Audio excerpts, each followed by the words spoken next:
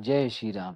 इस भाग में सुनिएगा, जब धनुष टूट गया उसके बाद परशुराम आ गए और उन परशुराम कितना क्रोध कर रहे हैं, ध्यान से सुनिएगा। सात वेशु करनी कठिन, वरन न जाई स्वरूप। धर मुनि तनु जनु वीर रसो, आयऊ जह सब भूप। शांत वेश है परंतु करनी बहुत कठोर है, स्वरूप का वर्णन नहीं किया जा सकता है। मानो वीर रस ही मुनियों का शरीर धारण करके जहाँ सब राजा लोग हैं वहां आ गया हो। देखत भृगुपत वेशु कराला, और उठे सकल भय विकल भुआला। पितु समेत कहीं कहीं निज नामा, और लगे करन सब दंड प्रणामा। परशुराम जी का भयानक वेश देखकर सब राजा भय से व्याकुल हो उठे हुए और पिता सहित अपना नाम कहकर सब दंडवत प्रणाम करने लगे। जय सुभाय चित वही तु जानी, असो जाने जन आई खुटानी। जनक बहोर आई सिर नावा, असीय बुलाई प्रणाम करावा। परशुराम जी हित समझ कर भी सहज ही जिनको ओर देख लेते हैं, वह समझता है मानो मेरी आयु पूरी हो गई। फिर जनक जी ने आकर सिर नवाया और सीता जी को बुलाकर प्रणाम कराया। आशीष दीन सखी हर्षानी, और निज समाज ले गई सयानी। विश्वामित्र मिले पुनियाई, और पद सरोज मेले दो भाई। परशुराम जी ने सीता जी को आशीर्वाद दिया। सखियां हर्षित हुई और वो सब अधिक देर करना ठहरना ठीक न समझकर वे सयानी सखियां उनको अपनी मंडली में ले गईं। फिर विश्वामित्र जी आकर मिले और उन्होंने दोनों भाइयों को उनके चरण कमलों पर गिराया। राम लखन दशरथ के ठोटा, और दीन आशीष देग बल जोटा। राम ही चितई रहे थकिलोचन, और रूप अपार मार मद मोचन। विश्वामित्र जी ने कहा, ये राम और लक्ष्मण राजा दशरथ के पुत्र हैं। उनकी सुंदर जोड़ी देखकर परशुराम जी ने आशीर्वाद दिया। कामदेव के भी मद को छुड़ाने वाले श्री रामचंद्र जी के अपार रूप को देखकर उनके नेत्र थकित स्तंभित हो गए। बहुर बिलो के विदेह सन, कहूँ का है अति भीर। और पूछत जानी अजान जिमें, व्यापहूँ कोप शरीर। फिर सब देखकर जानते हुए भी अनजान की तरह जनक जी से पूछते हैं कि कहो यह सब भारी भीड़ कैसे है। उनके शरीर में क्रोध छा गया। समाचार कही जनक सुनाए, और जेही कारण महीप सब आए। सुनत बचन फिर अनत निहारे, और देखे चाप खंड मही डारे। जिस कारण सब राजा आए थे, राजा जनक ने वे सब समाचार कह सुनाए। जनक के वचन सुनकर परशुराम जी ने फिर कर दूसरी ओर देखा तो धनुष के टुकड़े पृथ्वी पर पड़े हुए दिखाई दिए। अतिर से बोले बचन कठोरा, और कहूँ जड़ जनक धनुष कै तोरा। और बेग दिखाऊं मूड़ न त आजू, और उलटऊं मही जय लही तब राजू। अत्यंत क्रोध से भरकर वे कठोर वचन बोले, रे मूर्ख जनक, बता धनुष किसने तोड़ा है, उसे शीघ्र दिखा। नहीं तो अरे मूढ़, आज मैं जहां तक तेरा राज्य है वहां तक की पृथ्वी उलट दूंगा। अति डर उतर देत न पुनाही, और कुटिल भूप हर से मन माही। सुर मुनि नाग नगर नर नारी, और सोच ही सकल त्रास उर भारी। राजा को अत्यंत डर लगा, जिसके कारण वे उत्तर नहीं देते हैं। यह देख कर कुटिल राजा मन में बड़े प्रसन्न हुए। देवता मुनि नाग और नगर के स्त्री पुरुष सभी सोच करने लगे। सबके हृदय में बड़ा भय आ गया। मन पछितात सिय महतारी, और विद्या बेसमरी बात बिगारी।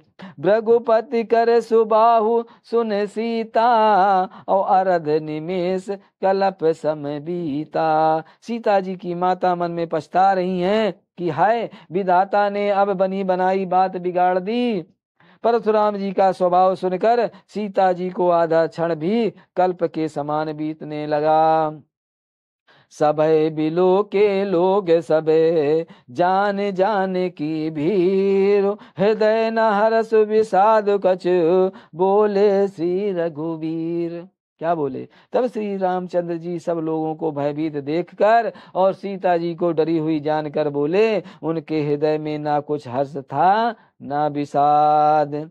नाथ संबोधन भंजन हारा, और हुई है क्यों एक दास तुम्हारा। आय सुखाय कहीं किन मोही, और सुन रिसाई बोले भृग मुनि कोई। हे नाथ, शिव जी के धनुष को तोड़ने वाला आपका कोई एक दास ही होगा। क्या आज्ञा है, मुझसे क्यों नहीं कहते? यह सुनकर क्रोधी मुनि रिसा कर बोले, सेवक जो सो करे सेवकाई, और अरि करनी करी लड़ाई। और सुनो राम जय शिव धनु तोरा, और सब सहस बाहु सम सोरी पुमोरा। सेवक वह है जो सेवा का काम करे, शत्रु का काम करके तो लड़ाई ही करनी चाहिए। हे राम सुनो, जिसने शिव जी के धनुष को तोड़ा है वह सहस्त्र बाहु के समान मेरा शत्रु है। सो बिल गाँव बिहाई समाजा, और ना तो मारे जई हैं सब राजा। सुन मुनि बचन लखन मुस्काने, और बोले परस दरही अपमाने। वह इस समाज को छोड़कर अलग हो जाए, नहीं तो सभी राजा मारे जाएंगे। मुनि की वचन सुनकर लक्ष्मण जी मुस्कुराए और परशुराम जी का अपमान करते हुए बोले, बहु धनु ही तोरी लरकाई, और कबहू न असरस कीने गुसाई। यही धनु पर ममता के ही हेतु, और सुन रिसाई के भृगुकुल केतु। हे गुसाई, लड़कपन में हमने बहुत सी धनुइयां तोड़ डाली हैं, किंतु आपने ऐसा क्रोध कभी नहीं किया। इसी धनुष पर इतनी ममता किस कारण से है? यह सुनकर भृगुवंश की ध्वजा स्वरूप परशुराम जी कुपित होकर कहने लगे, रे नप बालक काले बसे, बोलत तो ही न संहार। और धनु ही सम त्रिपुरारि धनु, बितत सकल संसार। अरे राजपुत्र, काल के बस होने से तुम्हें बोलने में कुछ भी होश नहीं है। सारे संसार में विख्यात शिव जी का यह धनुष क्या धनु ही के समान है? लखन कहा हसी हमरे जाना, और सुनहु देव सब धनुष समाना। कहे छति लाभ जून धनु तोरे, और देखा राम नयन के भोरे। लक्ष्मण जी ने हंसकर कहा, हे देव सुनिए, हमारे जान में तो सभी धनुष एक ही हैं। पुराने धनुष के तोड़ने में क्या हानि लाभ? श्री रामचंद्र जी ने तो उसे नवीन के धोखे से देखा था। छुअत टूट रघुपति न दोषु, और मुन बिनु काज करहूं कित रोसु। बोले चितई परसु की ओरा, और रे सट सुनऊ सुभाव न मोरा।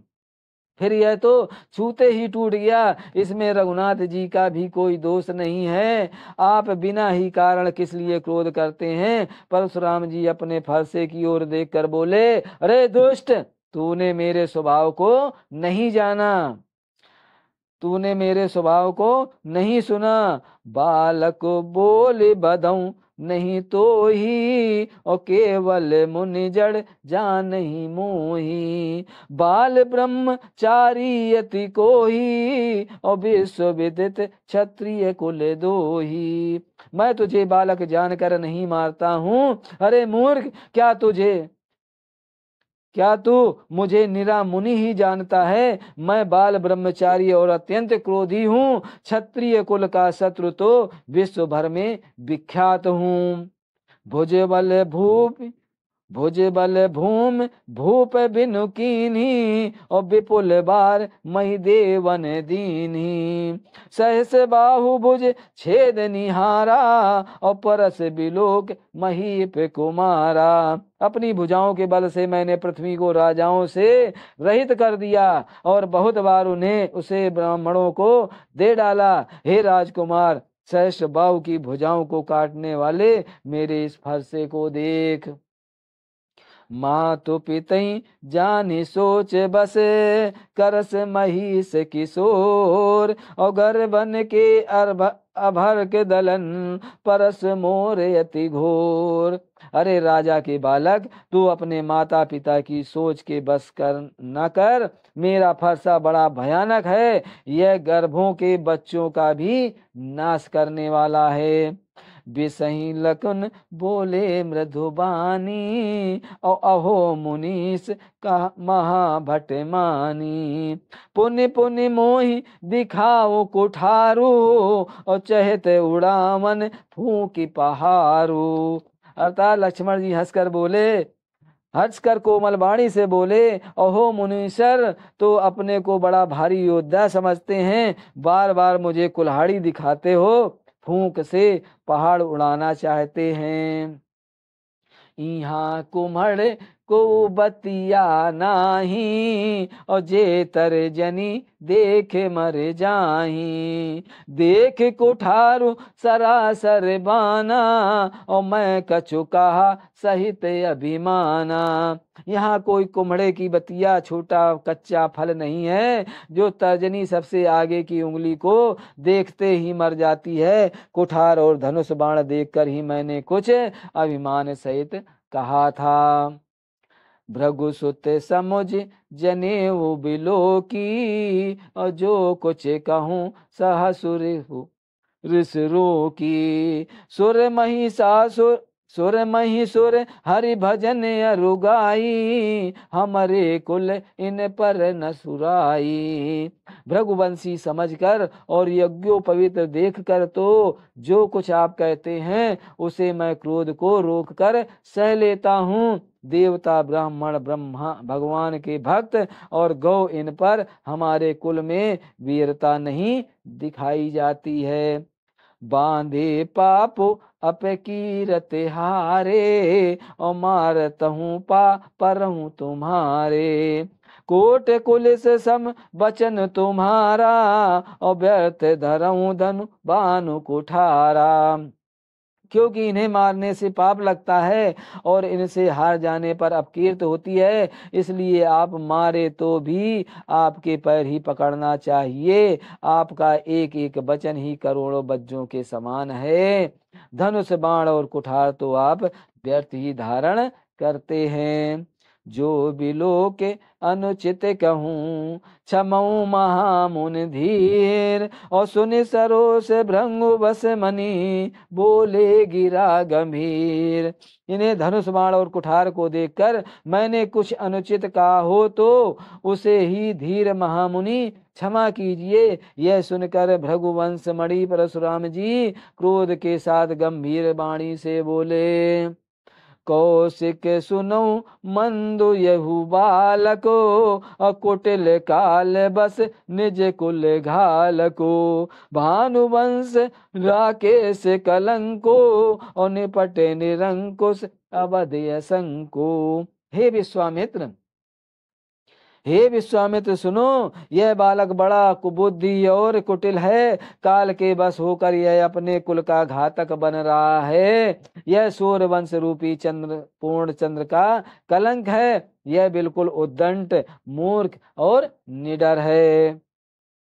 काल कवलु हुई है छन माही,